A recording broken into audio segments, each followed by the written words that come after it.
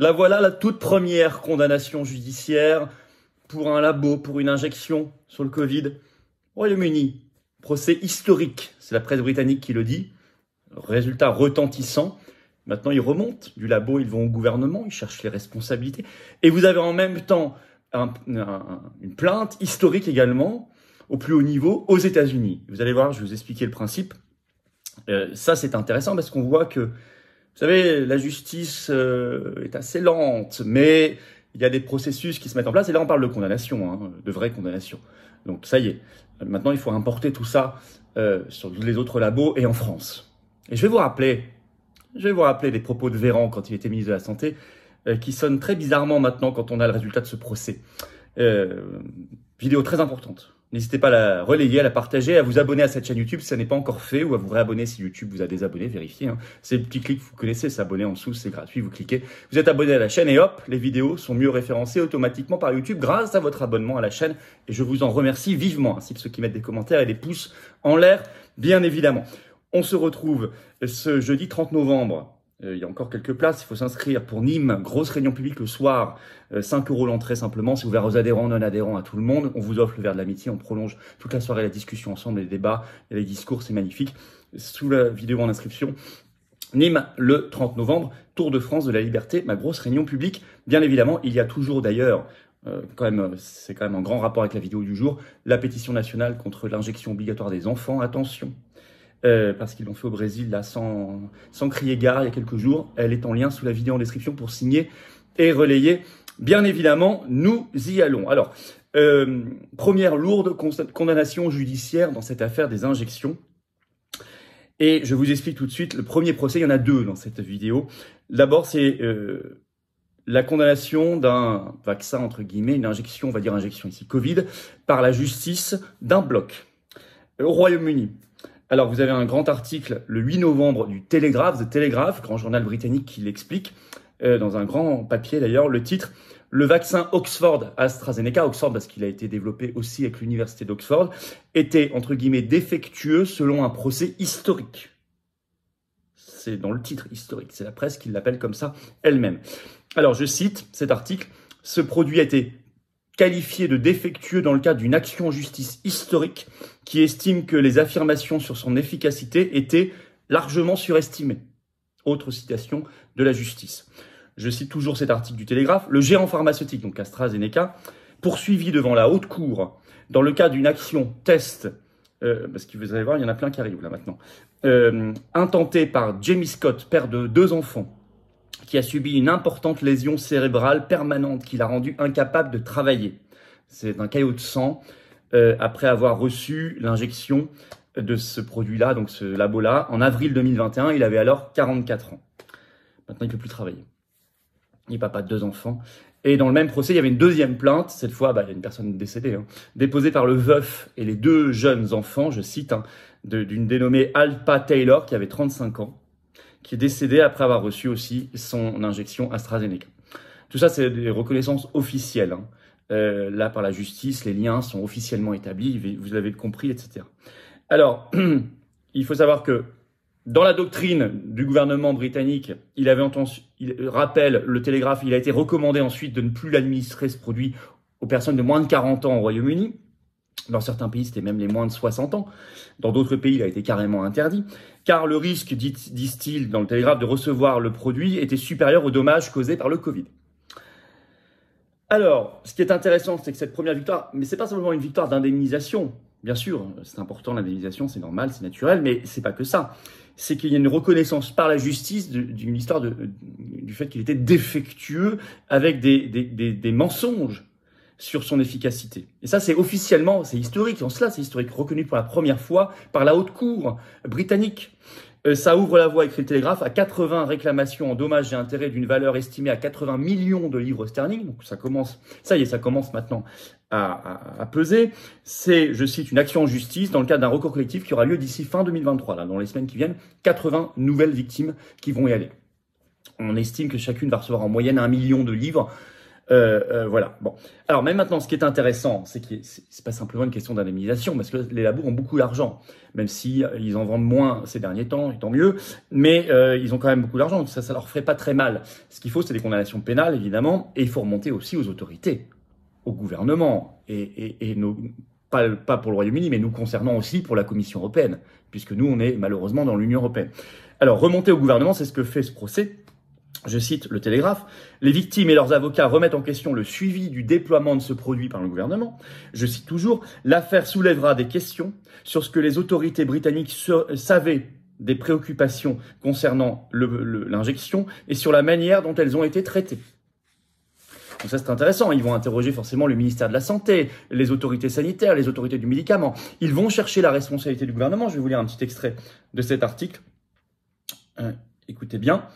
L'action en justice examinera également le rôle du gouvernement pour rassurer le public après que M. Hancock, donc, qui était ministre de la Santé, leur Véran à l'époque, a autorisé une indemnisation pour AstraZeneca dans le cas très inattendu de réactions indésirables qui n'auraient pas pu être prévues grâce aux contrôles et procédures rigoureux qui ont été mis en place. Ça, c'est sa défense. Les avocats soulignent dans la plainte que M. Hancock, dans un procès-verbal ministériel d'accompagnement, a déclaré les données jusqu'à présent sur ce produit suggèrent qu'il n'y aura pas d'effet indésirable et donc aucune responsabilité.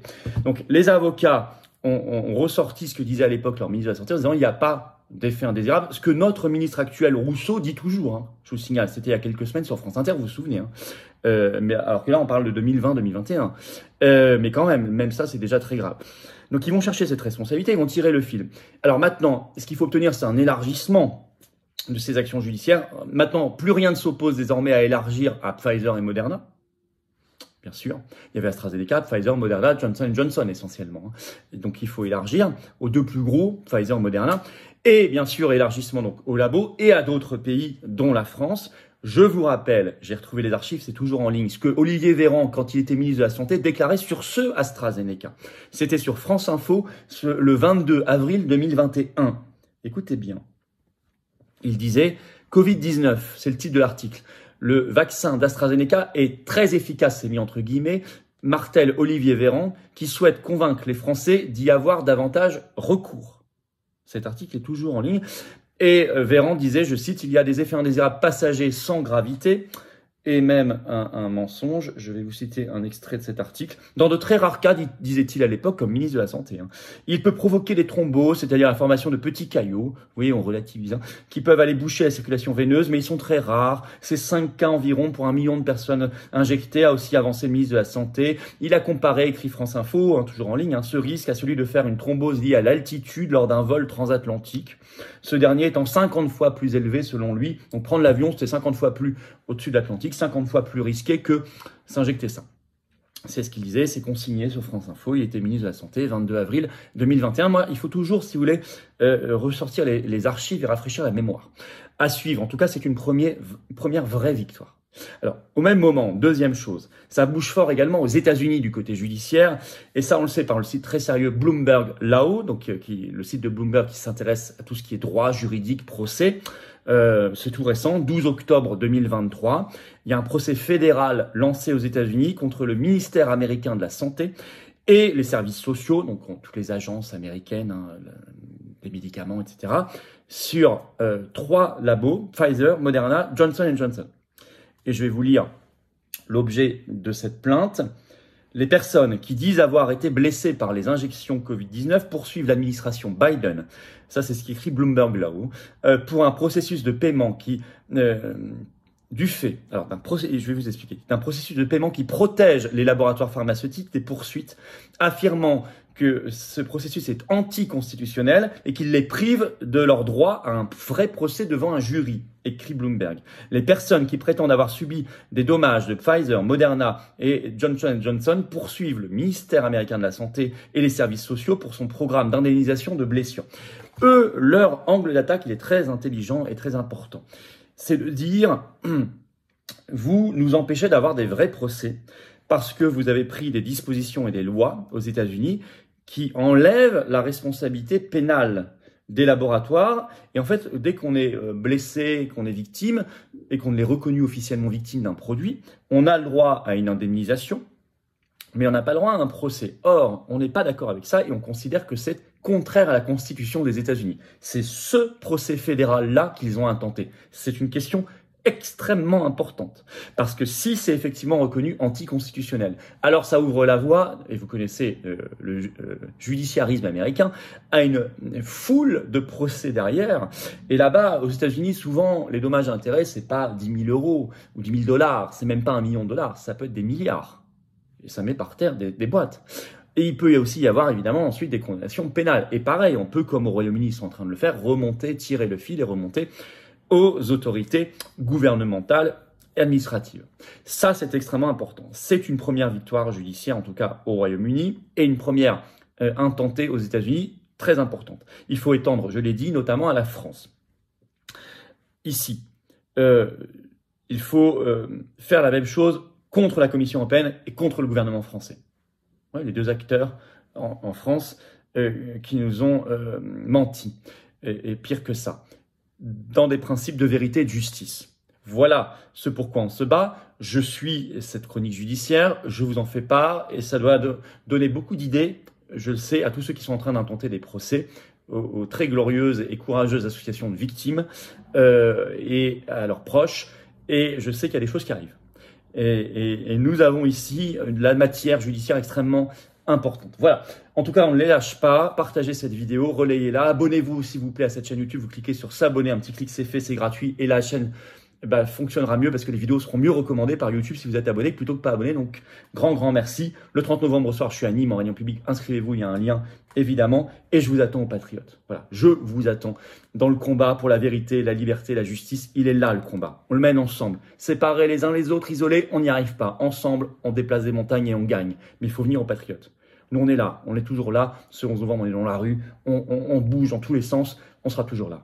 On était devant Pfizer l'autre jour. On bouge. On est là. Venez avec nous. Où que vous soyez, métropole, outre-mer, à l'étranger, venez maintenant. Pas la semaine prochaine, pas l'an prochain. Venez maintenant. C'est maintenant que le combat se gagne. Et qui se mène et qui se gagne. Adhérez. Premier lien sous la vidéo en description. Ce lien, vous le trouverez également en commentaire épinglé. Une petite fiche maintenant sur l'écran et dans quelques secondes, un lien sur l'écran. Faire un don de soutien au mouvement, c'est le deuxième lien sous la vidéo en description. Ça permet de faire plus d'actions, les dons. Comme adhésion, concrète. Et d'avoir des projets concrets. Parce qu'on n'a pas les millions, les réseaux, les copains du système, pas du tout, ni de l'oligarchie. On est anti-oligarchique jusqu'au bout des ongles, à 100% dans la résistance, et vous le savez. Alors venez, vous serez bien accueillis, c'est magnifique, c'est une belle famille. Faire un don, vous pouvez le faire, deuxième lien sous la vidéo en description, ça permet vraiment de faire des choses. Il y en a qui peuvent, faites-le selon vos moyens. Adhésion, réadhésion, dons sont défiscalisés pour vous aux 2 tiers. Aux 2 tiers de défiscalisation, donc baisse de vos impôts concrètes quand vous donnez, vous adhérez, réadhérez. Bravo aux donateurs réadhérents, bienvenue aux nouveaux adhérents patriotes et vive la France.